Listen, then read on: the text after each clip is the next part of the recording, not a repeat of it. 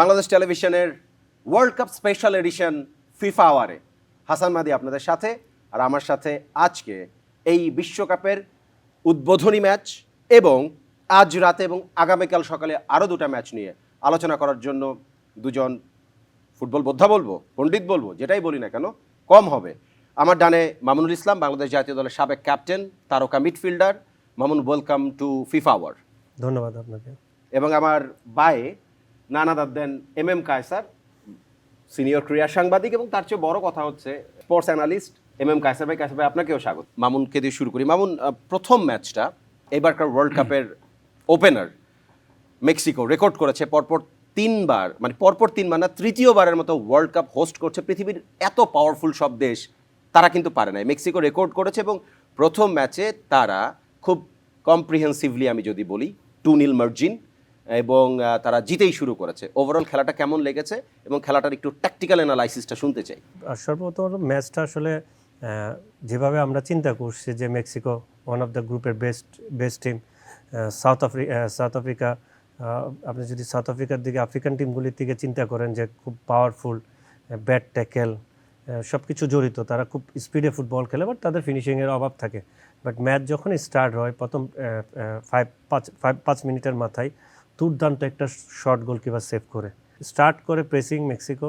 Build আপে তাদের মিস্টেকে তাদের মিডল মিডফিল্ড থেকে ক্যাচ করে বল নিয়ে স্ট্রাইকার গোল করে দেয়। তখন কিন্তু তারপর থেকে স্টার্ট হয়েছে মেক্সিকোর জাদু। 4টা বল, একটা বার, 2টা ওপেন নেট মিস, এরপর তো মিস আর মিস। আফ্রিকা যেটার স্বাভাবিক খেলা, তাদের পাওয়ার ট্যাকেল, তারা পাওয়ার ইউজ করছে, অনেক ফাউল করছে।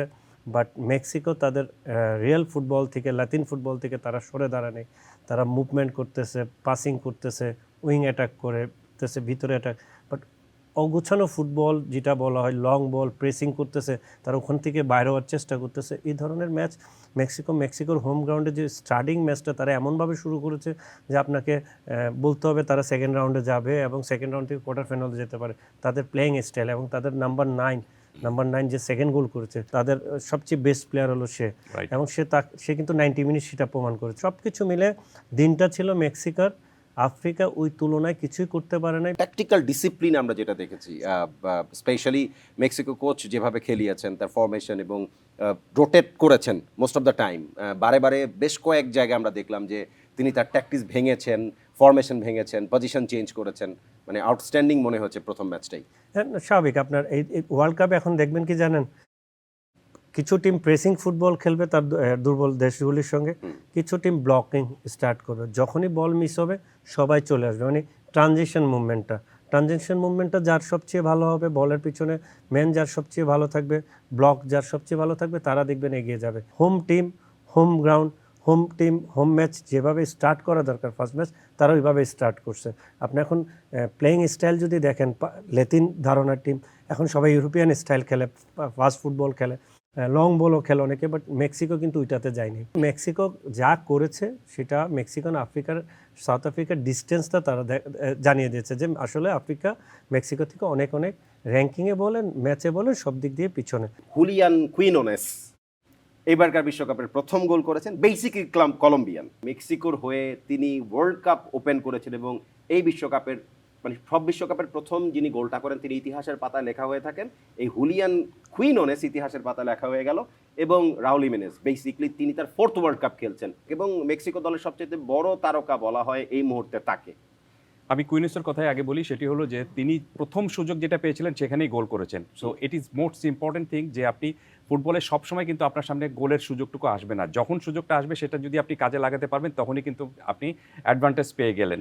এবং তিনি যে গোলটা করেছেন সেখান থেকে দেখবেন যে আপনি ওই জাস্ট ওইখান থেকে ডিফেন্ডারের ভুলের কারণে বলটা পেয়ে গিয়েছিলেন, একজন প্রেসিং করেছিল, ডিফেন্ডারের ভুলের কারণে তার পায়ে বলটা যখন এসেছে তিনি সেখান থেকে শ্যুট নিয়েছেন, কোনো চিন্তাটিকু করেননি। কিন্তু আরেকটু সামনে বাড়লে আপনি দেখতেন যে তার পিছনে আরেকজন ডিফেন্ডার ছিলেন, তিনি এসে হয়তো তাকে ট্যাকেল করতে পারতেন। এবং যেখান থেকে শ্যুট নিয়েছেন সেখান থেকে তাকে আপনার সরাসরি শ্যুট নেওয়ার কথা, মানে সোজা শ্যুট নেওয়ার ছাড়া তার উপায়ও ছিল না, কারণ দুপাশে আরও দুজন ডিফেন্ডার ছিলেন এবং সেটা তিনি নিয়েছেন। গোলকিপারের পায়ের ফাঁক থেকে গোলটা হয়ে গিয়েছে। এবং আমার কাছে খুব এই গোলটা তো চমৎকার গোল, কিন্তু আপনি তারপরে তিনি কিছুক্ষণ পরে আরেকটা ট্রাই করেছিলেন যেটা বার পোস্টে লেগে ফেরত এসেছে। সো এখানে তিনি তার সামনে আরও গোল করার একটা সুযোগটুকু ছিল। দুর্দান্ত কাজ করেছেন তিনি, কোনো সন্দেহ নেই। যেটি বললাম যে সুযোগটা পেলে সেটা যদি আপনি কাজে লাগাতে পারেন, তখন দেখবেন যে আপনি ম্যাচে 90 মিনিটের এগিয়ে যাওয়ার একটা বড় ধরনের সুযোগ আপনার সামনে থাকে। আর আপনি রাহুলের কথা যেটি বললেন, তিনি তো দুর্দান্ত আপনার স্ট্রাইকার জানি আমরা, কিন্তু তার একটা দুঃখজনক বিষয়টা হলো যে এটি তার চতুর্থ।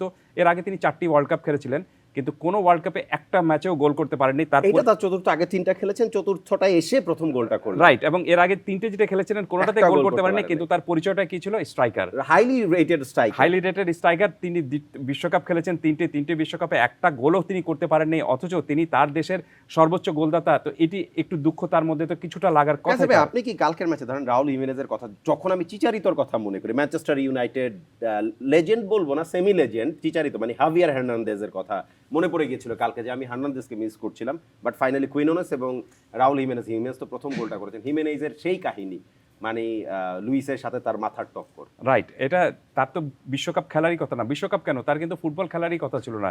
2000 সালে তিনি একটা চোট পেয়েছিলেন, মস্তিষ্কে চোট পেয়েছিলেন, এবং তার স্কালে একটা অপারেশন হয়েছে। তো স্কালে অপারেশন হওয়ার পরও 2000 সালে, মানে 6 বছর আগে স্কালে অপারেশন হওয়ার পরও তিনি তারপরও বিশ্বকাপ খেলতে নেমেছেন, এবং বিশ্বকাপে যে গোলটা করেছেন সেটা কোথা থেকে করেছেন? হেড দিয়েই করেছেন গোল।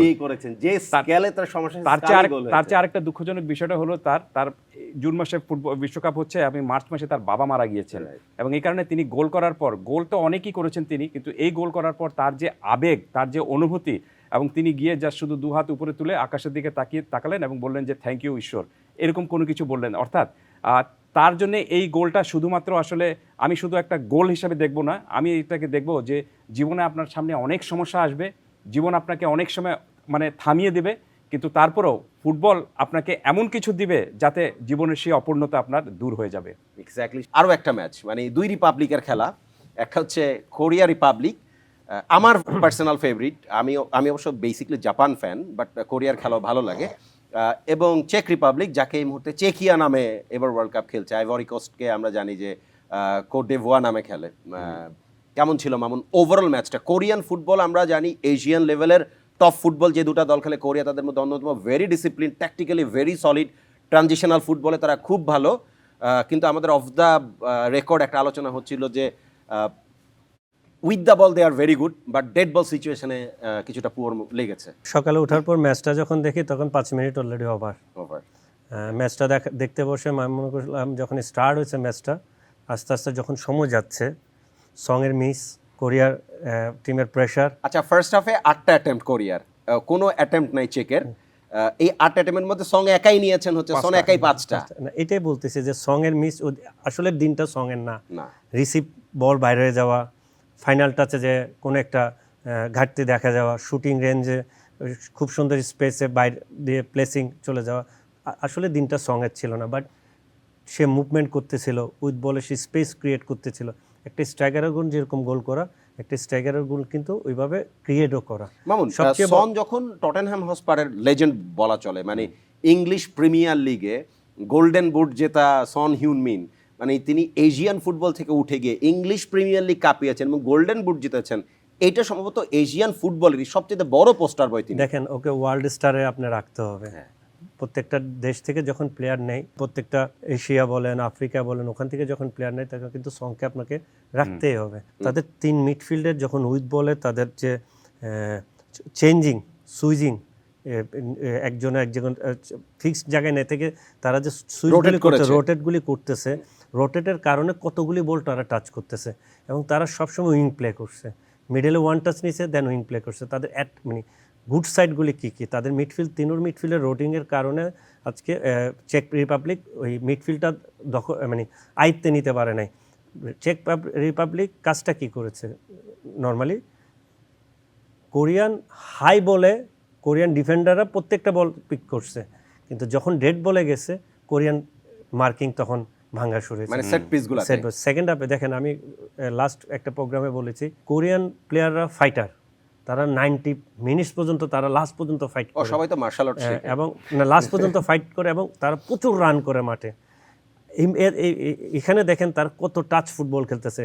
ফার্স্ট গোল আপনি চিন্তা করে দেখেন, ফার্স্ট গোলটা কত সুন্দর হয়েছে, 7-8টা টাচ হয়েছে, মিডফিল্ড অ্যাটাকিং মিডফিল্ডারকে দিয়েছে, নাম্বার 6 আড়াই বছর পর সে ইন্টারন্যাশনাল ম্যাচে গোল করেছে, 2014-তে তার লাস্ট গোল, এবং ওয়ার্ল্ড কাপে তার আড়াই বছর পর তার গোল, এবং সে নাম্বার 6 কিন্তু ডাবল মিডফিল্ডার দুইটা খেলে, সে ডাবল পিভটের একটা বেসিক্যালি একজন হোল্ডিং মিডফিল্ডার, তারা দুইটা হোল্ডিং মিডফিল্ড খেলে 6 আর 8।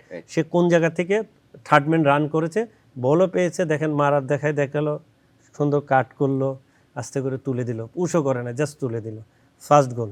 সেকেন্ড গোল দেখেন কয়টা টাচের পর নাম্বার 6 জাস্ট ওপেন খালি স্পেস, থার্ড ম্যান রান করলো, ডিফেন্ডার আপ ছিল, একজন দিল, ওইটাই সে ক্রস করলো, গোল করলো কে সঙ্গে চেঞ্জিংয়ে যে নামলো তার সে টাচে গোল হলো, তো 2-1 হলো। 2-1 পরও কিন্তু কোরিয়া প্রেশারে, লাস্টের দিকে কিছুটা প্রেশারে, হাফ টাইমের পর ভালো গেছে, লাস্টের দিকে কিছুটা প্রেশারে, কেন থ্রো এবং ফ্রি কিকে একটা গোল হয়েছে, অফসাইড দিল, থ্রোতে সেম জিনিস একটা সুযোগ আসলো, গোলকিপারের দুইটা দুর্দান্ত সেভ, একটা থ্রোতে আর একটা নর্মাল ফুটবলে আমার মনে হয় মাঠের মধ্যে একটাই সুযোগ চেক রিপাবলিক স্পেস ক্রিয়েট করেছে, ওই একটাই গোলকিপার সেভ করেছে, মানে আপনি 2-1 পর যে দুইটা গোলকিপার সেভ করেছে 150 আপনি ম্যাচটা জিততে পারছেন, ওখান থেকে যদি একটা আপনি রিসিভ করতেন এই ম্যাচটা আপনি জিততে পারতেন না। তাহলে গোলকিপার আপনাকে একটা লাইফ দিয়েছে, যেটা আপনার ফার্স্ট ম্যাচে সাউথ আফ্রিকাকে গোলকিপার লাইভ দিয়েছে কিন্তু কামব্যাক করতে পারে নাই, কিন্তু দক্ষিণ কোরিয়াকে আপনার সাউথ কোরিয়াকে যখন লাইভ দিয়েছে গোলকিপার তখন সে ম্যাচটা জিতলো। কিন্তু ওভারঅল ফুটবলে যে এই ম্যাচটার ইন্টেন্সিটি কী ছিল, 96 মিনিটের ম্যাচ ইন্টেন্সিটি আপনি একবারও চোখের পলক ফেলাইতে পারবেন না, আমি ফেলাই নাই, আমি 96 মিনিট পর্যন্ত বসে জাস্ট লাস্ট মুভমেন্ট পর্যন্ত দেখতেছি। আরেকটা গুড সাইড হচ্ছিল দক্ষিণ কোরিয়া, দেখেন লাস্টের দিকে 2-3টা মিস করলো, 1 ভার্সেস 1, 2 ভার্সেস 1, ড্রিবলিং করলো, শুটিং করলো, কাট করলো, ওখানে কিন্তু বল মিস হয়েছে। দেন ট্রানজিশন মুভমেন্টে তারা কি করেছে, প্রত্যেকটা প্লেয়ার রান করে ওই বলের পিছনে চলে আসছে, একজন ডিলে করছে আর সব চলে আসছে, তাদের ট্রানজিশন মুভমেন্টটা কত ভালো, এই ট্রানজিশন মুভমেন্টে রানিংয়ে ভালোর কারণে চেক রিপাবলিক কোনো স্পেস ক্রিয়েট করতে পারেনি। এশিয়ান লেভেলের সবচেয়ে সাকসেসফুল টিম 2002 ওয়ার্ল্ড কাপ যদি আমরা চিন্তা করি, জাপান কোরিয়ায় হয়েছিল, কোরিয়া সেবার ফিনিশ করেছিল নাম্বার 4, এশিয়ান কোনো দল আসলে নাম্বার 4 ফিনিশ করে নাই, কোরিয়া হচ্ছে সেই দল। এই ওয়ার্ল্ড কাপে কোরিয়াকে কোন পর্যন্ত দেখেন, এবং ওভারঅল ওই মানে প্রথম ম্যাচ দেখে আপনার কি মনে হয়েছে যে এই দলটা মানে লম্বা যাবে? দেখুন, কোরিয়ার ফুটবলের সঙ্গে আমি একটা জিনিস তুলনা করতে চাই, সেটা হলো যে রিলে রেসিং। আপনি দেখবেন যে রিলে রেসিংয়ে কোনো একটা রেসার যদি আপনি একটু পিছিয়ে পড়েন তখন কি সেই রেসটা আপনি জিততে পারবেন না, কিন্তু কোরিয়ার এই পুরো ফুটবল দলটার মধ্যে আপনার গোলকিপার ছাড়া বাদবাকি যে পুরো টিমটা রয়েছে একসঙ্গে কিন্তু তারা রান করতে পারে এবং একসঙ্গে তারা নিচে নেমে আসতে পারে। কখনোই আপনি কিন্তু কালকের এই ম্যাচে অনেক গোল তারা মিস করেছে, 2-1 স্কোর লাইনটা হয়েছে, সেখানে স্কোর লাইনটা আরেকটু বাড়তে পারতো, তার চেয়েও বড় 2টা গোল করতে পারতো ইফ মানে সবকিছু ঠিকঠাক থাকতো আর কি, রাইট। এবং তার চেয়েও বড় বিষয়টা হলো যে তারা কিন্তু গোল কনসিড করেছে, আগে পিছিয়ে পড়েছে। আপনি এখন পর্যন্ত সাউথ কোরিয়া বিশ্বকাপে 8টা ম্যাচ জিতেছে, এই 8টা ম্যাচের মধ্যে স্কোর লাইন হলো কিন্তু আপনার 4টা ম্যাচের স্কোর লাইন হলো 2-1। এই যে 2-1 যেটা 4টা ম্যাচের স্কোর লাইন, এই 2-1-এর মধ্যে 4টা ম্যাচেই তারা কিন্তু আপনার গোল আগে খেয়েছে কিন্তু তারপর ম্যাচ জিতেছে। দ্যাট মিনস আপনি গোল খেলেই যে আপনি ম্যাচ হেরে যাবেন, আপনার সামনে আর সুযোগটা নেই, এই চিন্তা থেকে তারা কিন্তু বেরিয়ে এসেছে এবং বেরিয়ে এসেছে সব সময়। সো এই অভিজ্ঞতাটা তাদের ছিল বলেই এখানে তারা 59 মিনিটে গোলটা খেয়েছে এবং মাত্র 67 মিনিটে গোলটা শোধ করে দিয়েছে। নেভার সে ডাই, এই যে সিচুয়েশনটা, এই সিচুয়েশনের মধ্যে যদি আপনি খেলতে পারেন তখন আপনি দেখবেন যে পুরো দলের মধ্যে এক ধরনের বাড়তি একটা তাগিদটা চলে আসে যে আমাকে ম্যাচ জিততেই হবে। 1 মিনিট থাকলেও তখন কিন্তু আপনি দেখবেন যে গোল শোধ করার একটা চিন্তাভাবনা পুরো দলের মধ্যে চলে আসে। রাউন্ড অফ 32 এবার নতুন সংযোজন ওয়ার্ল্ড কাপে, এই ওয়ার্ল্ড কাপে তো অনেক নতুন কিছুই হচ্ছে। আজকে মানে বাংলাদেশ সময় রাত 1টায় একটা ম্যাচ আরেকটা হোস্ট কান্ট্রি খেলবে, কানাডা কো হোস্ট, তাদের প্রতিপক্ষ বসনিয়া হার্জেগোভিনা, ইউগোস্লাভিয়া সেমিফাইনাল পর্যন্ত গিয়েছে। কানাডা বলা হচ্ছে যে তারা তাদের গোল্ডেন জেনারেশনের ফুটবলটা খেলছে, তারা ওয়ার্ল্ড কাপের কো হোস্ট, প্রথম ম্যাচটা তাদের ঘরের মাঠে, আর মানে মেক্সিকো তো আজতেকায় খেলেছে, এইটা তাদের জন্য তাদের ইতিহাসের সবচাইতে আবেগ জড়িত মাঠ, কানাডার জন্য এরকম হইতে যাচ্ছে। কি মনে হয় যে বসনিয়া হার্জেগোভিনা আর কানাডা? দেখেন ইউরোপিয়ান ফুটবল আর লাতিন ফুটবলে যদি আপনি চিন্তা করেন তাহলে আপনার ইউরোপিয়ান ফুটবল দেশকে আপনাকে সাপোর্ট করতে হবে এবং আপনাকে এটা রিয়েলিটি আপনাকে ওর পক্ষে যেতে হবে। বাট যখন কানাডা যদি আপনি চিন্তা করেন, এই যে একটু আগে বললেন তাদের বেস্ট জেনারেশন, তাদের হোম, মেক্সিকো যেভাবে স্টার্ট করছে, হ্যাঁ কানাডা এইভাবে স্টার্ট না করতে পারলেও কানাডা তাদের জায়গা থেকে যদি বেস্ট ফুটবলটা খেলে বা সিস্টেম, ইউরোপিয়ান সিস্টেমকে যদি আপনার আটকানো যায় তাহলে তো ওই বলে আপনাকে আটকাইতে হবে এবং আপনাকে চিন্তা করতে হবে আপনার টিমের অনেক কিছু, যে ফাস্টার বসনিয়ার প্লেয়াররা টল হবে, আই থিঙ্ক কানাডিয়ান প্লেয়াররা টল বসনিয়ার মতো নাও হইতে পারে, বসনিয়ার প্লেয়াররা টল হবে, তারা হাই বল ভালো হতে পারে, তাদের লো বল কানাডার টিমের ফার্স্ট প্লেয়ার অনেক আছে, বাট আমার জিনিসটা নর্মালি হচ্ছিল বসনিয়া কাকে হারিয়ে এই ওয়ার্ল্ড কাপ কোয়ালিফাই করেছে, ইটস ভেরি ইম্পর্টেন্ট, এটা আপনাকে ইতালি। মানতে হবে। ইতালিকে বাদ করে চারবার দিয়ে। ওয়ার্ল্ড চ্যাম্পিয়ন টিমকে হারিয়ে সে এটা সে চাইলেও 4 বছর পর আরেকবার করতে পারে নাকি তার আপনি বলতে পারবেন না আরেকটা ম্যাচ সেই ইতালিকে হারাতে পারবে 4 বছরের মধ্যে, না হইতে পারে, বাট হওয়াটা খুবই কম, কারণ ইতালি 4বার ওয়ার্ল্ড কাপ চ্যাম্পিয়নকে সে হারে কোয়ালিফাই করছে। এটাই বসনিয়ার স্ট্রং সাইড। কানাডার স্ট্রং সাইড হবে কানাডার হোম গ্রাউন্ড, সব যাদের হোমে খেলে তারা তাদের বেস্ট ফুটবলটা খেলে, তাদের হোম গ্রাউন্ডে ম্যাচটা জয় নিতে চাবে। আমি কানাডার প্রসঙ্গে যদি একটু বলি, সেটা হলো যে কানাডা কিন্তু এর আগে বিশ্বকাপ খেলেছে দুটো, 86-এ খেলেছে এবং গত বিশ্বকাপই তারা খেলেছে। দুটো বিশ্বকাপের মধ্যে 6টা ম্যাচ তারা খেলেছে, বাট তারা একটা ম্যাচও এখন পর্যন্ত জিততে পারেনি, এবং তারা গোল খেয়েছে কিন্তু 12টি এবং গোল দিয়েছে মাত্র 2টি। তো এই হিসাবটা যদি আপনি দেখেন তাহলে কানাডাকে খুব বেশি স্ট্রং কোনো দল আপনি বলতে পারবেন না। কিন্তু মাহদীপ, পরিসংখ্যান কিন্তু সবসময় আপনার মানে আসল সত্যটা বলে না। কানাডার এই দলটাকে যদি আপনি সার্বিকভাবে বিবেচনা করেন, দেখবেন যে আপনি ঠিকই বলছিলেন যে এই দলটাকে বলা হয়ে থাকে যে কানাডার এখন পর্যন্ত ফুটবল ওরিয়েন্টেড সবচেয়ে শক্তিশালী দল, এবং এটাকে বলা হচ্ছে যে আপনার গোল্ডেন জেনারেশন। আলফান্সো ডেভিসের মতন প্লেয়ার এই দলে খেলে। রাইট। এই দুঃখের কথা একটু বলি, আলফান্সো ডেভিসকে বার্সেলোনার কেনার কথা একটা সময়, বায়ার্ন কিনে নিয়েছে পরে। শুধুমাত্র বার্সেলোনা আলফান্সো ডেভিসকে কিনে নেয় বিকজ ক্যানাডিয়ান। তারা ক্যানাডিয়ান ফুটবলের ডিএনএ টেস্ট করতে গিয়ে দেখছে যে আমেরিকা এবং কানাডার ফুটবলের ডিএনএ ভালো না। সো আলফান্সো ডেভিসের মতন এরকম একটা মানে ট্রেমেন্ডাস মানে আপনার উইঙ্গারকে তারা কিনে নেয়। পৃথিবীর ইতিহাসের সবচেয়ে তার স্প্রিন্টের গতি অনেকটাই উজাইন বোল্টের কাছাকাছি লেভেলের। রাইট। এবং আপনি আলফান্সো ডেভিসের বিষয় আরেকটা বিষয় আমি একটু যোগ করতে চাই, সেটি হলো যে গত বিশ্বকাপে একটা পেনাল্টি তিনি মিস করেছিলেন, খুব সম্ভবত ক্রোয়েশিয়ার বিরুদ্ধে পেনাল্টি তিনি মিস করেছিলেন, কিন্তু আবার সেই ম্যাচেই তিনি একটা গোলও করেছিলেন। অর্থাৎ এখন পর্যন্ত বিশ্বকাপে যে প্রথম গোলটা তিনিই করেছিলেন, এবং এই বিশ্বকাপে তিনি খেলছেন এবং দলের এক্স ফ্যাক্টর হিসেবে কিন্তু খেলছেন। খুব ভালো ফর্মে তিনি এখন নেই, কারণটা হলো যে গত মার্চ মাস থেকে তার একটা ইনজুরির সমস্যা ছিল, লম্বা সময় ধরে তিনি এখন পর্যন্ত খেলছেন না। কিন্তু তারপর তাকে মেইন আপনার স্ট্র্যাটেজিক পয়েন্টে তাকে রেখে কিন্তু কানাডিয়ান দলটাকে তৈরি করা হয়েছে। বাট কানাডার আপনার আরও কয়েকজন খেলোয়াড় রয়েছেন যারা আপনি ভিলারিয়ালে খেলে থাকেন, একজন ম্যানচেস্টার সিটিতে খেলেছেন একজন, এমন খেলোয়াড় কিন্তু রয়েছে। সো এই দলটার মধ্যে খুবই স্ট্রং ওরিয়েন্টেড একটা দল রয়েছে, এবং গত বিশ্বকাপে তাদের বড় সমস্যাটা ছিল তাদের অন্যান্য দলগুলো খুবই শক্তিশালী একটা দল ছিল, এবং এই কারণে তারা আপনি ক্রোয়েশিয়া ছিল, মরক্কো ছিল, বেলজিয়াম ছিল, এই তিনটি দল যখন গ্রুপ অফ ডেতে পড়ে গিয়েছিল, এই কারণে তারা যেতে পারেনি। বাট এবার তাদের সেই সুযোগটা রয়েছে, অপেক্ষাকৃত সহজ একটা গ্রুপ তাদের রয়েছে, সুইজারল্যান্ড, কাতার এবং খুব সম্ভবত বসনিয়া হার্জেগোভিনা এবং কানাডা। সুইজারল্যান্ড মনে হয় ইউরোপিয়ান ধাঁচে অনেক একটা সুযোগ রয়েছে তাদের যে আপনি পরবর্তী রাউন্ডে যাওয়ার জন্য, দুইটা দল তিনটা দল তো যেতেই পারে চাইলে, সুতরাং এটা একটা ভালো সুযোগ তাদের জন্য। আরো একটা ম্যাচ মানে আগামীকাল সকাল 7টায় হবে, আরেক হোস্ট মানে যারা এবার মেইন হোস্ট আর কি, ইউএসএ এর খেলাটা। এই ম্যাচটা নিয়ে মামুন কি মনে হয় যে মেক্সিকো প্রথম শুরু করলো, মানে তারা বউনি করেছে জিতে এবং খুবই কনভিনসিং ফ্যাশন ফুটবলটা তারা খেলেছে। কানাডাকে আজকে রাতে আমরা দেখব এবং আগামীকাল ইউএসএ তারা তাদের যাত্রাটা শুরু করবে। দুইটা টিম একই দিনে খেলা স্টার্ট করতেছে। তো ইউএসএর খেলা কার সঙ্গে? মেইনলি প্যারাগুয়ের সঙ্গে। আরেকটা লাতিন টিম, দুটাই লাতিন টিম, দুটোটার ফুটবল স্টাইল সেম।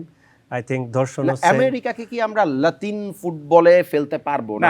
আমেরিকার কিন্তু আপনার প্যারাগুয়ের চেয়ে আমেরিকার কিন্তু আপনার ফুটবল ইতিহাস আপনি যদি বলে দেখবেন, আপনি বিশ্বকাপে ফুটবল ইতিহাস কিন্তু আমেরিকার কিন্তু অনেক বেশি। না ওই লাক্সারি কাইসার ভাই, ওই লাক্সারিটা আমেরিকার ছিল কারণ সে কনমেবলে খেলে, সেই জায়গা থেকে তার আশাটা নিউজিল্যান্ড যেমন ওয়ার্ল্ড কাপ খেলে, কারণ একটা ওই রিজনে এই ছাড়া ভালো দল খুব একটা পাওয়া যায় না বলে তারা কোনো সময় ওয়ার্ল্ড কাপ খেলেছে। 1994-এ যখন ইউএসএতে ওয়ার্ল্ড কাপ হয়েছে, দ্যাট টাইম যেই দেশ ফুটবলকে সকার বলে উচ্চারণ করে, তাদের দেশে যখন ওয়ার্ল্ড কাপ হয়েছে অনেক সমালোচনা হয়েছিল যে এরকম একটা দেশে শুধুমাত্র ফুটবলের গ্লোবালাইজেশনের জন্য বা বড় মার্কেট তৈরি করার জন্য ইউএসএতে কেন ফুটবলটা দেয়া হলো, যারা এখনো ফুটবলকে ফুটবল নামে ডাকেই না।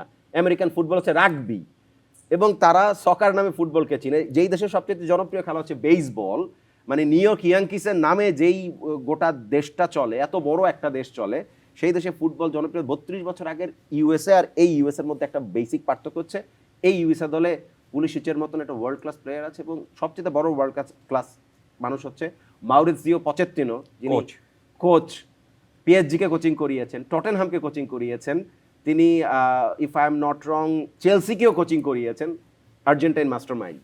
রাইট, এবং তিনি তো অবশ্যই শক্তিশালী দিক একটা পুরো দলের জন্য। এবং আমেরিকার সবচেয়ে বড় শক্তিশালী দিকটা হলো যদি আপনি প্যারাগুয়ে এবং আর আর আর আমেরিকার মধ্যে তুলনা করেন, তাহলে দেখবেন যে এখানেও কিন্তু অভিজ্ঞতার বিষয় রয়েছে। তারা কিন্তু 12টা বিশ্বকাপ খেলেছে এখন পর্যন্ত, এবং প্যারাগুয়ে কিন্তু 2010 সালের বিশ্বকাপের পর আর বাকি আমাদের বাংলাদেশের কোচ টমাস জুলি, তিনি টমাস কিন্তু জুলি খেলেছেন, আমেরিকার হয়ে right, 2টা বিশ্বকাপ খেলেছেন। খুব সম্ভবত 1994 খেলেছেন, 1998 খেলেছেন। গোলও করেছে সে। রাইট, যেটি বলছিলাম যে প্যারাগুয়ের কিন্তু আপনি 2010 সালের বিশ্বকাপের পর আর 3টা বিশ্বকাপ তারা কিন্তু মিস করেছে, এবং বিশ্বকাপের রেকর্ড খুব একটা ভালো তাদের নেই। কখনোই তারা যে আপনার লাতিন আমেরিকার দল হিসেবে যে খুব শিরোপা কন্টেন্ডার তাও কিন্তু না। আর্জেন্টিনাকে হারায় মাঝে মাঝে, রাইট, কোপাতে হারায়। সর্বশেষ তারা কিন্তু আপনার নাইজেরিয়াকে হারিয়েছে এবং আর্জেন্টিনাকে হারিয়ে এই বিশ্বকাপে খেলতে এসেছে। Exactly. So, যখনই তারা আমেরিকার বিরুদ্ধে এই ম্যাচটা খেলতে নামবে, নিশ্চিতভাবে কিন্তু তাদের সেই আত্মবিশ্বাসটা কিছুটা হলেও কাজে দেবে, কোনো সন্দেহ নেই। কিন্তু তারপরে আপনি যদি র্যাঙ্কিং, শক্তিশালী, ওভারঅল আপনি পুরো দলের মধ্যে যদি বিবেচনা করেন, তাহলে আমি নিশ্চিতভাবে এই ম্যাচে আমেরিকাকে অনেক অনেক দূর এগিয়ে রাখবো প্যারাগুয়ের তুলনায়। এবং পেছনের পরিসংখ্যানও কিন্তু তাই বলে। এখন পর্যন্ত এই দু দল বিশ্বকাপে মুখোমুখি হয়েছে মাত্র একবার, এবং সেই ম্যাচে খুব সম্ভবত 90 বছর আগে, সেই ম্যাচে অনেক আগে 1930 সাল বা 34 সালের দিকে হয়েছিল, 3-0 গোলে জিতেছিল আমেরিকা, এবং প্যারাগুয়ে এখন সেটাই একমাত্র মোকাবেলা, দ্বিতীয় মোকাবেলা হতে যাচ্ছে এবার। এখন দেখা যাক সেই শোধটুকু প্যারাগুয়ে নিতে পারে নাকি আমেরিকা তার আপনার পরিসংখ্যানটা আরেকটু শক্তিশালী করবে।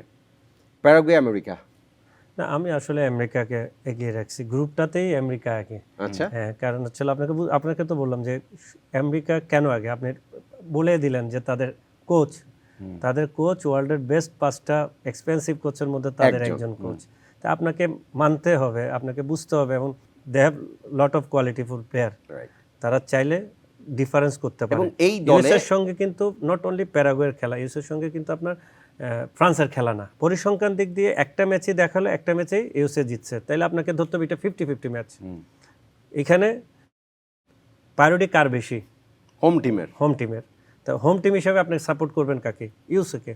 তাহলে আপনাকে ফার্স্ট নামটা ইউএসএর আপনাকে দিতে হবে, এবং সেটা পারফরমেন্সের সঙ্গে কতটুকু মানানসই সেটা মাঠে বলবে, কিন্তু ম্যাচ কিন্তু হিসাবে 50-50। যদি একটা পিক করতে বলি মামুনুল ইসলাম, তাহলে আমেরিকা এবং প্যারাগুয়েতে আপনি আমেরিকাকে পিক করছেন, বসনিয়া হার্জেগোভিনা ভার্সেস কানাডা, ওইটাতে আপনি কানাডাকে পিক করছেন, মানে আপনার উইনিং টিম এই দুইটা। মার্জিন যদি একটু জানতে চাই। না, মার্জিন ডিফিকাল্ট বলা, এই ধরনের ম্যাচ 1-0 মানে আপনি যদি ম্যাচ চিন্তা করেন, কোরিয়ার ম্যাচে 2-1 হবে, এটা আপনি কোনোদিন বলতে পারবেন? 1-1 ড্র বা 0-0 ড্র হওয়ার ম্যাচ, বা 5-0 তো জিততে পারতো, মেক্সিকো 4-5-6-7-0 তো জিততে পারতো। এভাবে কোনো কিছু বলতে পারবো না। জিতার সম্ভাবনা বেশি আছে ইউএসের দিকে, প্লাস পয়েন্ট ইউএসের সব কিছুতেই, ইউএসএ সব ইন্ডিকেটরে এগিয়ে, সব কিছুই প্লাস পয়েন্ট, সব দিক দিয়ে ওরা এগিয়ে। এখন প্যারাগুয়ের বেস্ট ম্যাচ, প্যারাগুয়ে যদি তাদের কোনো সুযোগ না দেয়, তাদের ব্লকিং সিস্টেম ভালো থাকে, ইউএসের কোনো কিছুই যদি, যেমন আমি আপনাকে জাস্ট একটা ম্যাচের উদাহরণ বলি, কোরিয়া আর চেকের কথা বলি। চেক যখন গোল করছে তখন ডিফেন্ডিং লাইনটা খুবই স্ট্রং ছিল। এই ডিফেন্ডিং লাইনটা ভাঙছে কে? Not striker, no winger, only one defensive midfielder, third man run করে, 2টা গোলে কিন্তু থার্ডম্যান রান করে। তাহলে এই ধরনের যদি ব্লক তৈরি হয়, এই ধরনের যদি ব্লক ভাঙার মতো কাজ নয়, একমাত্র ডিফেন্সিভ ব্লকটা ভাঙা হয় থার্ডম্যান রান করলে, তাও মিডফিল্ডার বা উইঙ্গার। যে থার্ডম্যান রান করে ওই ব্লকটা ভাঙা যাবে, তার আগে না। যার ডেলিভারি দিবে সেও পারফেক্ট ডেলিভারি দিতে হবে, এবং থার্ডম্যান রান আন্ডারস্ট্যান্ডিংয়ে পারফেক্ট হতে হবে। তাহলে প্যারাগুয়ে যদি এখন ওয়ার্ল্ড ফুটবল আপনি দেখবেন, কেউ বলতে পারবে না 5-0 গোলে জিতবে। 50-50 ম্যাচ, 1-0 আদার 2-0 বা 2-1, এর বাইরে আপনি যাইতেই পারবেন না। যদি 3-4-0 হয়, এটা এক্সেপশনালি ম্যাচ, যেমন ফাইনাল ম্যাচ লাস্ট ওয়ার্ল্ড কাপের আর্জেন্টিনা বনাম ফ্রান্স। কেউ কোনোদিন চিন্তা করছে এই ম্যাচ 3-3 হবে?